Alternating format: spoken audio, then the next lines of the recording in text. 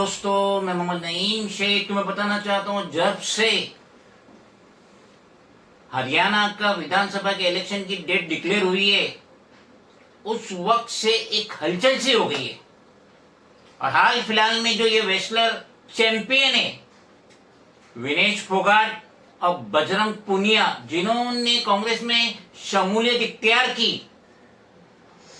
और जैसे कि बताया जा रहा है सोशल मीडिया के तहत कि अगर विनेश पुनिया अपनी विधानसभा की सीट जीतती है तो उन्हें डिप्टी सीएम बनाया जाएगा। और हाल फिलहाल में बजरंग पुनिया को प्रेसिडेंट बनाया गया है किसान का, हरियाणा की जो किसान कमेटी है उसका प्रेसिडेंट बनाया गया है। मजीद क्या बातचीत है हम इमरान खान से डिस्कस करेंगे, जो कि लीडिंग सोशल वर्कर है मजगांव मुंबई के, और वो अपना नजरिया रखेंगे, मैं अपना नजरिया रखूंगा कि किस तरीके से ये रेसलर पहलवानों की कांग्रेस में शमूलियत के बाद बीजेपी का क्या बुरा हाल होने वाला है। तो आप बताइए। मैं ये बताऊंगा कि जैसे ये दोनों रेसलर है और ओलंपिक के अंदर इन्होंने पार्टिसिपेट करके गोल्ड मेडल जीते, एक ने तो अर्जुन अवार्ड प्रेसिडेंट से लिया करके, और जो उसमें से एक रेसलर है जिसे अब्यूज किया गया था सेक्सुअली एक बीजेपी मिनिस्टर से, और उसने प्रोटेस्ट भी की थी और उसके अगेंस्ट में कोई कार्रवाई की नहीं गई, कोई सुनवाई नहीं की गई। अब जो कि कांग्रेस में ये पार्टिसिपेट करके टिकट मिली है, और मैं ये भी समझ रहा हूँ जैसे कलकत्ता के अंदर जो रेप हो गया, बदलापुर में माइनर बच्चों का रेप हो गया, तो उससे मैं ये बोलूंगा कि हरियाणा के सिटीजन्स जो देख रहे गलत हो रहा है और कोई कार्रवाई कोई सुनवाई नहीं हो रही है, तो ये उसके फेवर में जा करके सिटीजन्स इनको वोट देंगे और उसको जिताएंगे करके, क्योंकि उससे मालूम पड़ रहा है कि बीजेपी गवर्नमेंट इनजस्टिस कर रही है अगेंस्ट लेडीज करके।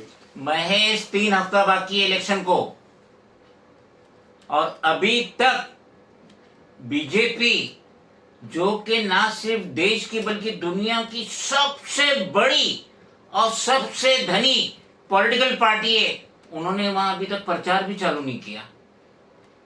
जो सीट डिक्लेयर हुई है, जो उनकी फर्स्ट लिस्ट आई है कैंडिडेट्स की, तो वहां पे भी सर फोड़े जा रहे हैं। और आज सोशल मीडिया में मैंने देखा कि जो बीजेपी के और जेपीपी के जो कैंडिडेट है उनको तो गांव में एंट्री भी नहीं होने दे रहे। बैनर लगा दिए कि बीजेपी और जेपीपी के कैंडिडेट गांव में आ नहीं सकते।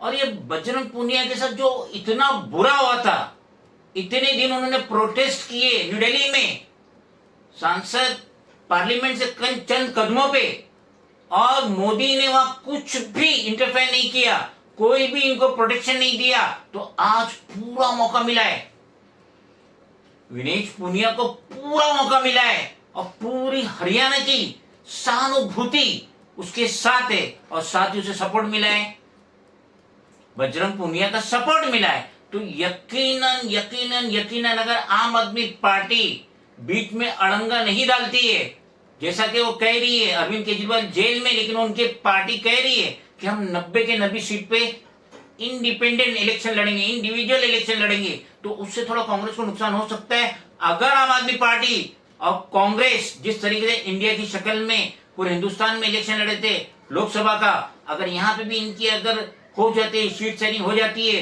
तो बीजेपी को तो सफाया हो गया। और बीजेपी के लीडर कह रहे हैं कि 90 में से 15 भी सीट लाना बीजेपी के लिए बहुत ही मुश्किल है। हमें विनेश ने बताया कि बुरे समय में हमारे साथ खड़े हुए। जो आज बीजेपी की आईटी सेल बोल रही है कि इनका मकसद तो सिर्फ राजनीति करना था, हमने तो उनको लेटर भेजा था, वो जब भी नहीं आए। हमने तो बीजेपी के जो सांसद थी, जितनी भी महिला सांसद थी, उनके घर पे लेटर दिया था, तो फिर भी उन बच्चियों के साथ नहीं खड़े हो पाए। कांग्रेस पार्टी तो बिना कुछ हमने इनको बताया, ये वहाँ पे हमारे साथ खड़े हुए। आज हम इस पे कांग्रेस पार्टी में आए हैं। मैं धन्यवाद देता हूं सभी का। हम अपनी पूरी मेहनत, जितनी हमने कुश्ती में मेहनत की है, जितनी हमने किसान आंदोलन में मेहनत करी है, जितना अग्निपथ योजना के टाइम पे मेहनत करी है और बेटियों के आंदोलन में मेहनत करी है, ऐसे ही मेहनत करेंगे और कांग्रेस पार्टी को भी मजबूत करेंगे और देश को भी मजबूत करेंगे। पूरे देश को सोचना चाहिए कि आप किन लोगों को सपोर्ट कर रहे हैं। जो देश में खिलाड़ियों के साथ, महिलाओं के साथ, किसानों के साथ, जवानों के साथ जो अत्याचार कर रहे हैं, आप उन लोगों को सपोर्ट कर रहे हैं। तो मैं यही बोलूंगा कि हम मिलके मजबूती से लड़ेंगे और जो संघर्ष की लड़ाई उसमें हम हमेशा कांग्रेस के साथ खड़े रहेंगे। तो जिस तरह से आज जो इनजस्टिस हो रही है और सिटीजन्स को मालूम पड़ रहा है, तो सिर्फ जो हमें आजादी मिली है ना, वो सिर्फ ब्रिटिश गवर्नमेंट से नहीं मिली है। अगर पिछला कुछ देखा जाएगा तो जैसे औरतों को सती कर दिया जाता था उसके पति के मरने के बाद, तो वैसा ही सब दौर आ रहा है। और ये सिर्फ एक पर्टिकुलर पर्सन के लिए नहीं है, हर किसी के साथ में इनजस्टिस हो रहा है, लेडीज के साथ में इनजस्टिस हो रहा है और ये सिविल वॉर की तरफ जा रहा है। पीएम नरेंद्र मोदी ब्रूनी जा रहे हैं, सिंगापुर जा रहे हैं, लेकिन वो हरियाणा नहीं जा रहे हैं। और वहां के नेता कह रहे कि जो भी प्रचार होगा बीजेपी की तरफ से हरियाणा इलेक्शन में, मोदी की एक भी रैली नहीं होना चाहिए, वरना और बीजेपी का बुरा हाल होगा। लेकिन ये जो कांग्रेस ने दिल बड़ा करी और एक जो पहलवानों को टिकट दी, हम उससे बहुत ज्यादा खुश है और हमारी नेक तमन्ना ये गोल्ड मेडलिस्ट पहलवानों के साथ हमेशा रहेंगी।